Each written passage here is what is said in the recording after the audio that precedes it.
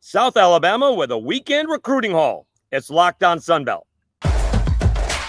You are Locked On Sunbelt, your daily podcast on the Sunbelt Conference, part of the Locked On Podcast Network, your team every day.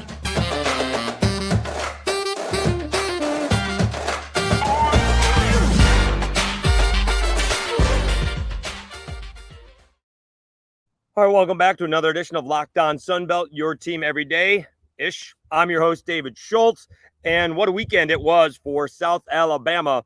And I think we need to put this into perspective. The Jaguars now have 9 commits for the class of 2024.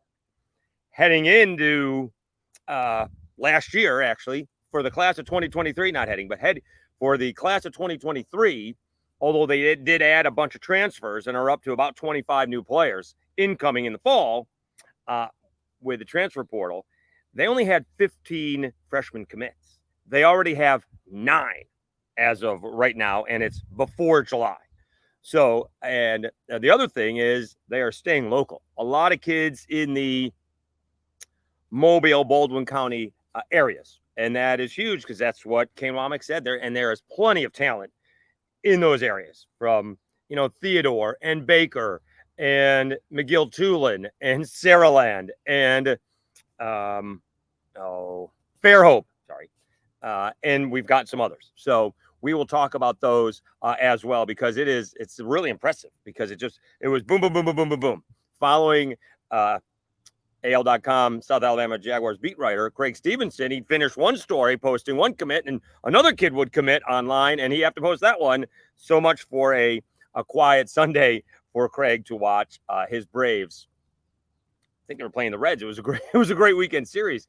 Braves taking 2 out of 3, but that was fun baseball. Anyways, let's talk about some of these commits. The first one, not the first one, but maybe the big one, is Jared Hollins. He's the quarterback from MGM, Mary G. Montgomery and Sims. He is listed as an athlete, 6'4", 185. He doesn't have any star rankings right now, so maybe the rankings aren't all that high for South Alabama overall. But I think he's generally considered a 3-star. MGM made the playoffs for I think the first time in 20 years last year. And so they are, on the upswing, them specifically. And it was a good thing to see. Them go after an MGM quarterback and get him. And so that is, you can only get so many quarterbacks. So you got to get one. But if you get too many, right, they're all going to transfer. So you do have to get one. And obviously, they do have a quarterback from last year's class. He's already on campus. And, you need to get some all the time. It'd be nice to get 2. Alabama seems to get 2. But we'll see how many of those guys last. All right. So that was the big one. Let's see here. He does rate it. Reading Craig Stevenson, Hollins, rated a 3-star prospect by 24/7 Sports. Also has scholarship offers from North Carolina State, NC State, Boston College, and Marshall. I mean, those are 2 Power 5 schools, and obviously Marshall could be a Sun Belt power as well. And sometimes kids just want to go away, right? Sometimes kids don't want to stay home. They don't want to be local. They do want something new. They want fresh scenery, or for whatever reason. But in this case, Hollins is staying close to home. So they do have their quarterback for the class of 2024. All right, we did get a couple of St. Paul linemen coming. One is another school that's got always has a ton of talent. Asher Hale, St. Paul's offensive lineman, 6'5", 300 pounds.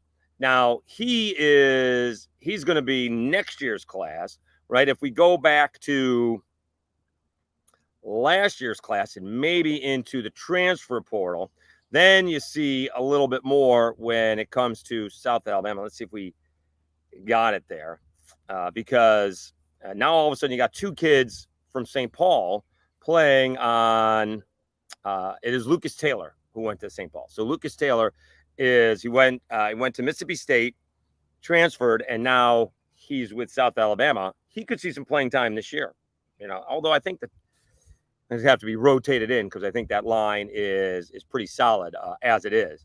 But now you're going to have a couple of St. Paul's linemen on South Alabama's line. And for those who don't know, St. Paul's is generally a running football team. And, basically they have this huge offensive line year in and year out. And it's kind of one of those things. We're running to the left, we're running to the right, and you can't stop them because they have huge offensive linemen and generally very good tailbacks. And a lot of times they're just running right up the gut. See if you can stop them. And it'll be good to have a couple of local products on the line for South Alabama. All right, let's continue down the list. Let me get back to, probably should have had two windows open. Let's get back to 2024. It is Locked On Sunbelt, your team every day. I'm your host, Dave Schultz. South Alabama with a huge recruiting haul. Again, they only had 15 commits in the class of 2023. Now, again, they've added about 10 players to that, maybe a little bit more down the road. But for the most part, they're bringing in 25 new players. But they only had 15 new freshman commits. They already have 9 for 2024. All right. Elsewhere, locally, Kevin Norwood out of Theodore, defensive lineman, 6'3", 290. Theodore had a fantastic year last year. They actually beat Saraland in the regular season game. That allowed them to host Saraland in the playoffs. And in the semifinals, Saraland won that ball game. But Theodore always has a ton of talent, and Kevin Norwood is joining South Alabama. All right, also, Logan Jolenbeck, offensive tackle, big guy, out of Foley. That's still considered local to the, I guess, in Baldwin County, 6'6", 330 pounds. So that is, what is that? That is 3 local guys so far out of the 9. And that's another big offensive lineman. As we know, Kane Wommack, for the most part, likes to be able to run the football, controlling the clock. What he did last year a couple of times, the Danian Webb just kind of running it down people's throats. And teams like Georgia Southern could not stop them. And that's an easy way to either, win a football game at the end, kick a field goal if necessary, or, run out the clock and tack on a score as an additional insurance. And, when the teams are exhausted with 10 minutes left to go in the fourth quarter and you get a couple of first downs and all you're doing is running the football and everybody knows you're running the football, it's that much more impressive. All right, let's see who else we got here. These guys are not exactly sure where a couple of these guys are, but those were the 4 guys that were local. All right. This may be a good time to take a break. So we'll check out the rest of the recruiting class. Again, 7 of the 9 of these guys committed over the weekend. I mean, it was like one right after the other. And again, just to reiterate and to belabor the point for sure, South Alabama had 15 commits all of last year for 2023, or as it turns out, for all of this season. They already have 9 commits. So you would think they would get, a handful more. And heading into the season, they'll be in the same spot where they finished up last year. So that is really impressive. All right, let's take a time out. We'll go over more of the South Alabama recruiting haul when we get back on Locked On Sunbelt. But first, let me tell you a little bit, when we do it, of FanDuel.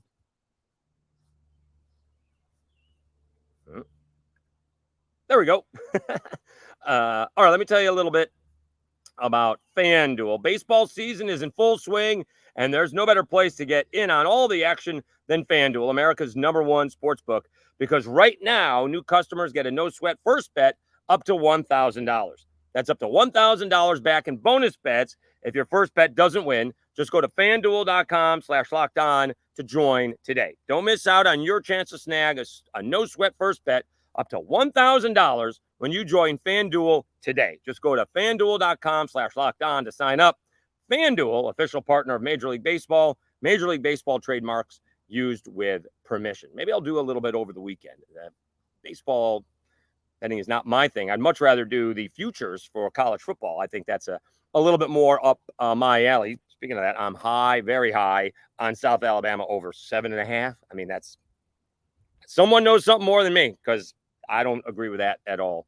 I mean, I do agree with it. I think the line's too low. It should be closer to 10 as far as I'm concerned. I think you're getting really good value at 7 or 7.5 or 8 for the South Alabama Jaguars. All right, Dave Schultz back at it. Locked On Sunbelt, your team every day. Let's see. Let's turn that off. Oh, and we got to turn my name back on. There we go. All right. There we go. All right. South Alabama with a weekend haul over the weekend. We told you about the 4 local guys that are in the class. They got, let's see here, Kevin Norwood out of Theodore. You got Asher Hale out of St. Paul's. Logan Jolenbach out of Foley. And the quarterback for the class, at least for now, Jared Hollins out of MGM Montgomery, although he's listed on 24/7 as an athlete, 6'4", 185.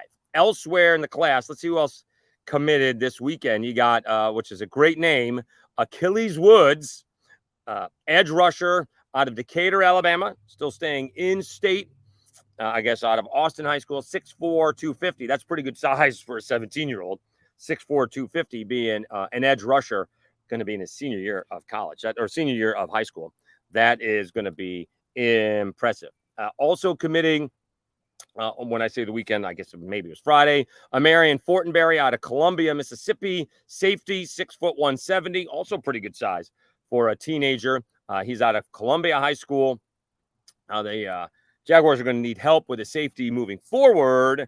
They are pretty much covered for this season. And then out of St. Augustine High in New Orleans, Charles Gurley III, cornerback, 6'2", 180. See, a lot of these guys are pretty good size for high school kids. A lot of times you see them at, you're used to anyways, like Gurley would be 6'2", 165, right? And he's got room to add to the frame. He probably does have more room to add to this frame. Like maybe see him 190, and a safety, maybe get up there to 185, 190. You don't want to slow them down too much. 20 pounds is a lot, but they can all fill out a little bit, but not nearly what they used to. Plus, these offensive linemen are already 300 and 6'6" and 330. Certainly, they're going to get into better shape when they get into college.